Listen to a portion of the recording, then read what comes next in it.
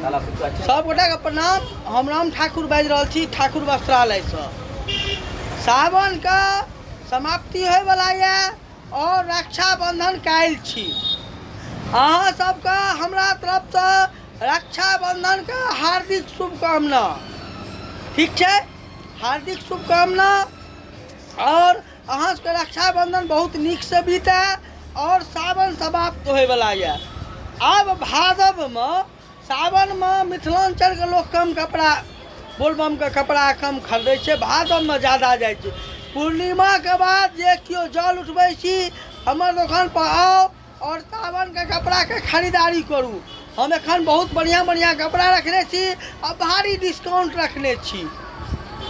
ठीक है, और ठाकुर वस्त्रालय अहाँ का सेवा करे के लिए हरदम तत्पर है और रक्षाबंधन का हार्दिक शुभकामना ठाकुर वस्त्रालय के तरफ से, राम ठाकुर के तरफ से। धन्यवाद।